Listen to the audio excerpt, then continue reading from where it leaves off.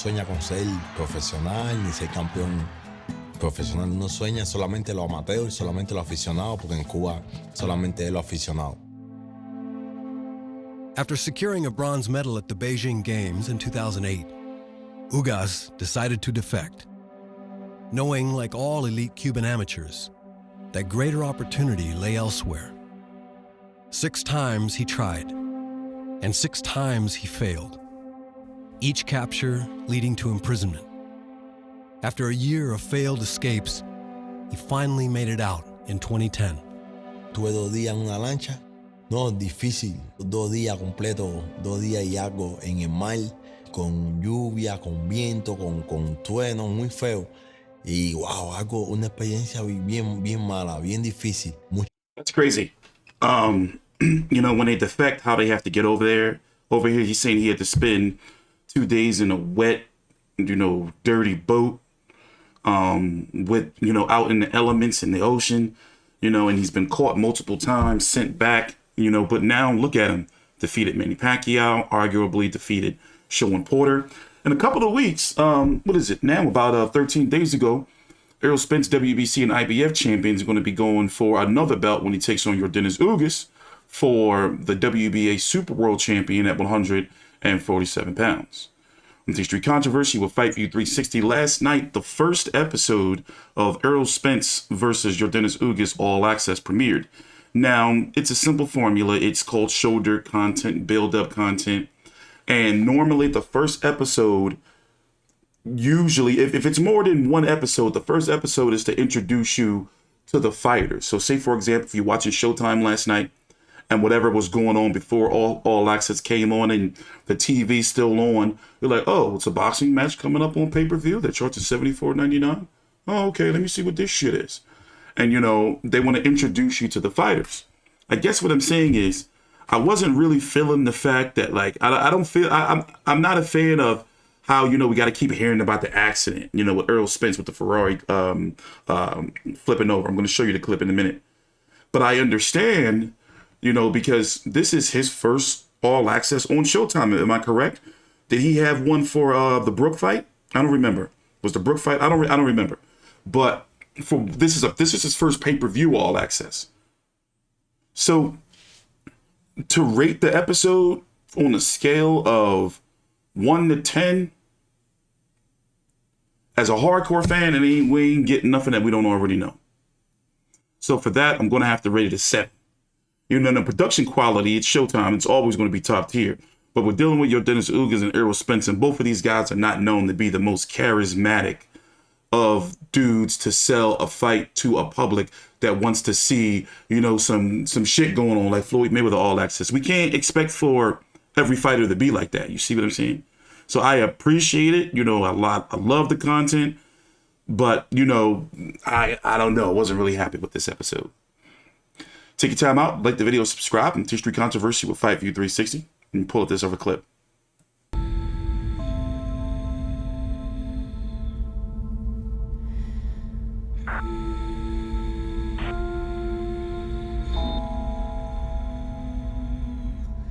Before, you know, I was taking a lot of time off, you know, just chilling, getting big. I wasn't all the way into boxing. I had 1 foot in and 1 foot out. It wasn't 2 feet in. I wasn't doing the things that, you know, got me there, you know, to that point. Breaking news out of Dallas where a bad rollover crash has happened. Yeah, we're told it involves a champion boxer. The driver in that crash is Errol Spence Jr. Fortunately, that driver is expected to survive, we're told, but right now, he is in ICU. I don't remember the night of the crash or 3 weeks after the crash. It was like blank. It took me probably like a couple months to watch it. It definitely put a lot of things in perspective. When it's your time, it's your time. You know, I'm still here.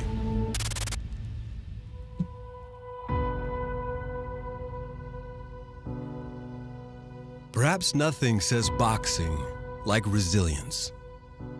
It's baked into the sweet science. This existential, unescapable notion that get knocked down is part of the job description. and that what separates elite fighters is not their rise, but their response to whatever falls away.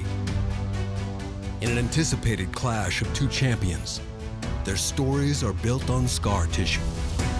Boxing's pride of Dallas, Errol Spence. For Errol Spence Jr., greatness seemed predestined as the knockouts piled up.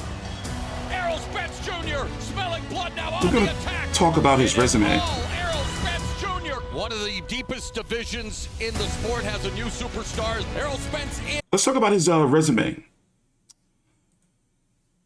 I'm going to say this. I value Yordenis Ugas' skill set highly. 27-0 with 21 KOs. It may seem, for some reason, let me know down below in the comments. The fight is 2 weeks away. Does it seem like it's buzzing? You know, or maybe like next week is going to be buzzing, but something feels like off about this fight. Like, this is a huge fight. A lot is on the line here. 3 belts, but something just feels off. You know, I'm not feeling like people saying like, yo, you know, that Spence Ugas fight coming up. I don't know, maybe it's just me. You know, everybody's, you know, different circles. 27-0 with 21 KOs. How old is he now? I believe he's 32. Was he 32? Was he 33? He's 32. Errol Spence just turned 32 beginning of March, according to Google. Now, he fought Sean Porter. He had the accident, what was that, a month later? Then he returned to face Danny Garcia, which was a significant fight. That was a fight that fans wanted to see how Errol Spence was going to look. And he looked phenomenal. Danny Garcia, you know, that I don't want to say that's a safe fight. But if Danny Garcia's Achilles heel is boxers, movers. And Errol Spence boxed and moved. And with, you know, the procedures, you know, that has been talked about in the media about what Errol Spence has had to have done, you don't want to get hit with that no-look left hook by Danny Garcia. So, you know, I want to say that he was really defensively sound in that fight. And now he's coming back after another layoff. 16 or so months. And he's fighting Yordenis Ugas, who is 27-4 with 12 KOs.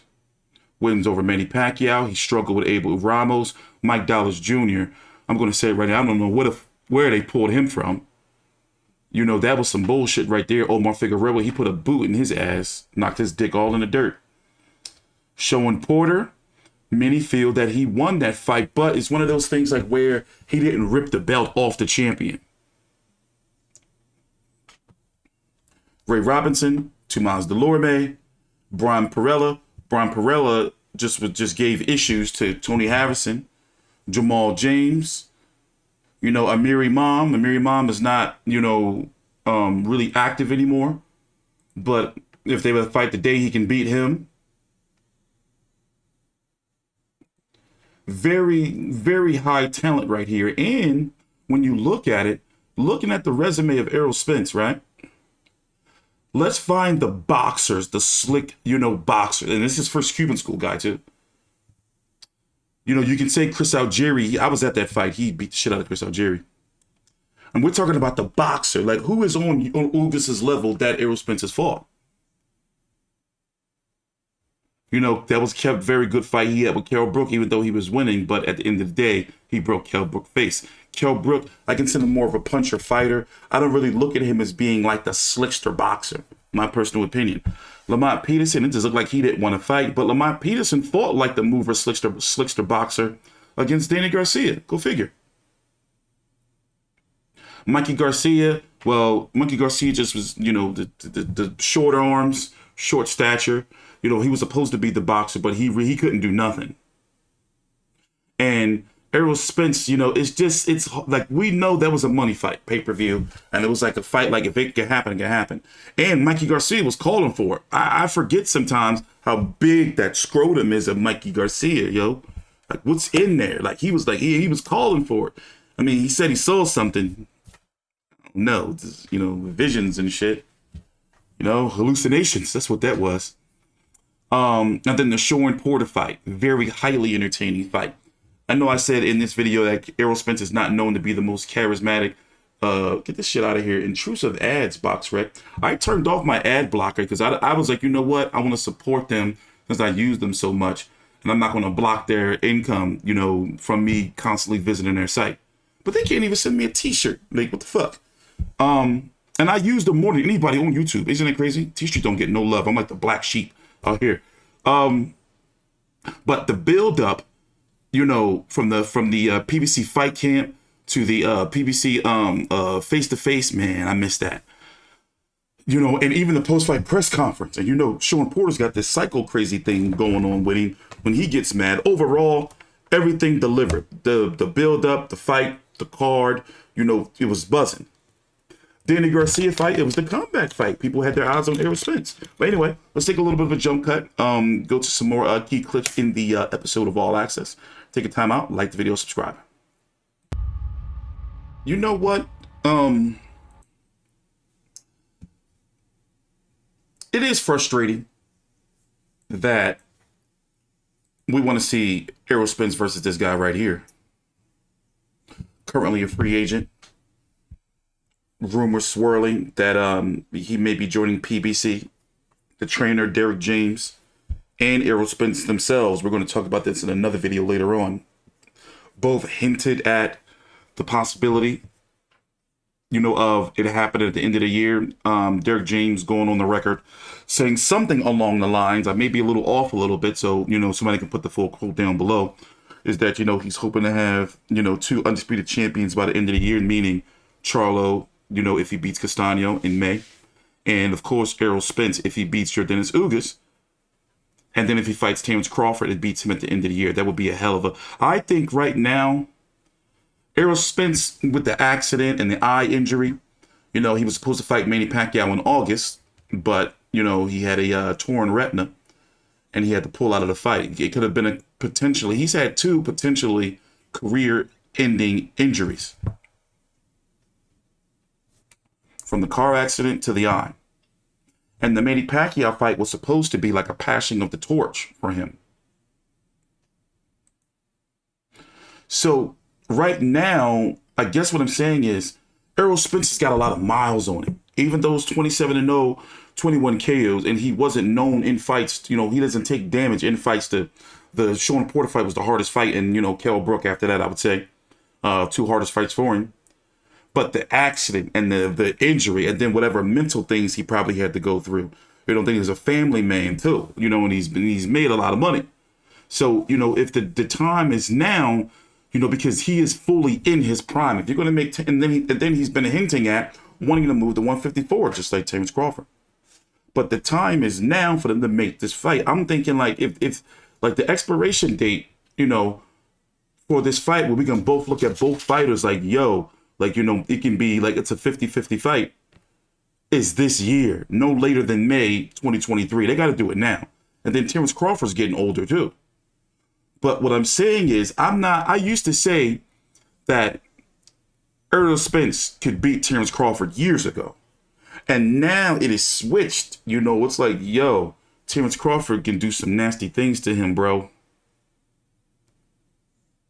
So the Errol Spence that I'm gonna base my opinion off the fight off of, you know, how he looks against Ugas. Because if Errol Spence loses, we can imagine that, you know, it's gonna be a rematch. But if he wins, I'm interested in how he's gonna win. You know, it's a very important fight to me. Very important fight. Looking at the 147-pound division as a whole, remember Virgil Ortiz is having weight issues. But overall, you got guys like him and Boots Ennis knocking at the door. Boots Ennis taking on Castillo Clayton. From my understanding, it's supposed to be an IBF eliminator, right? And then you got the possibility of if Errol Spence beats Ugas and Terrence Crawford fight doesn't happen, it's all rumors and everything, can you not see Errol Spence versus Keith Thurman? And I would enjoy that fight.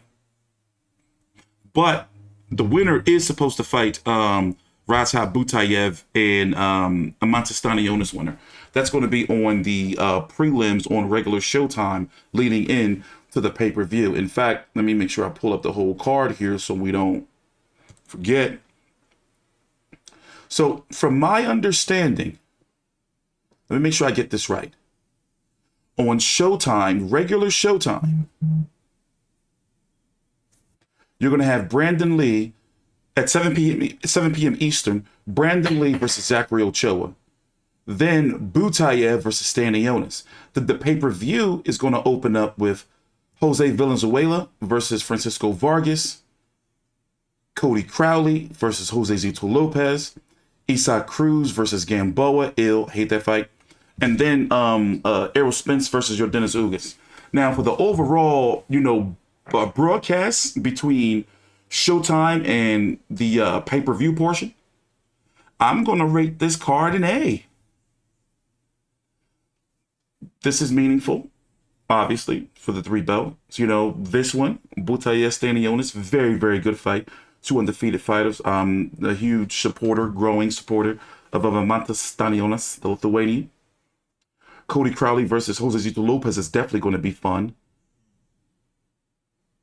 And then Cryz versus Gamboa, it's like, okay, all right. And then, Brandun Lee, Zachary Ochoa. I'm going to wrap up the video, take one more look at the episode of All Access. Take your time out, like the video, subscribe, follow me on Twitter at T Street Controversy, and on Instagram at T Street Controversy.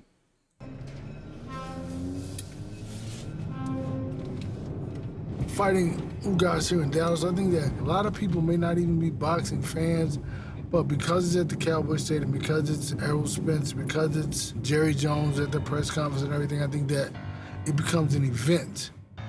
We have a lot of fanfare, and we love it. In Texas, confidants sometimes call each other partner, and that's...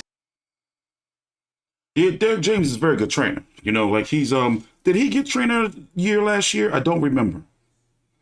Did they give it to Eddie Reynoso again? I don't remember. But definitely, if Errol Spence wins, and if Charlo wins, just off of that alone, he should be trainer of the year, no matter what happens with both Charlo and Spence at the end of the year. If they both win or lose, whatever their next fights are going to be. I'm going to wrap it up by saying, let me find out when the next episode of All Access comes on.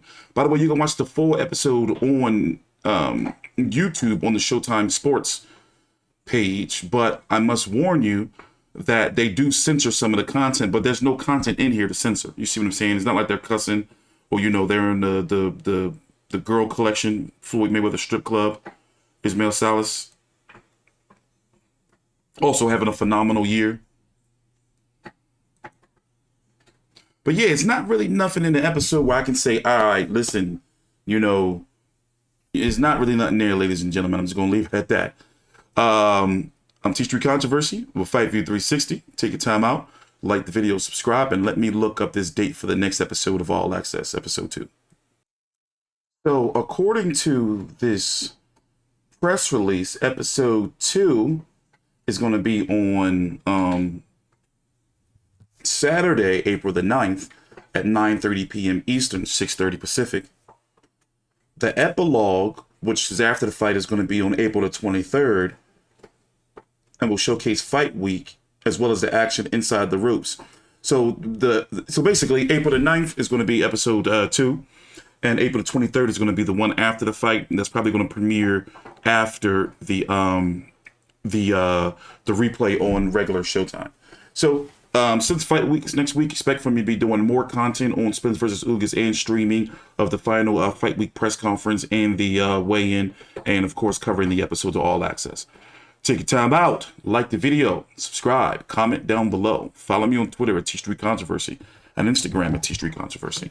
Thanks for watching. Please subscribe.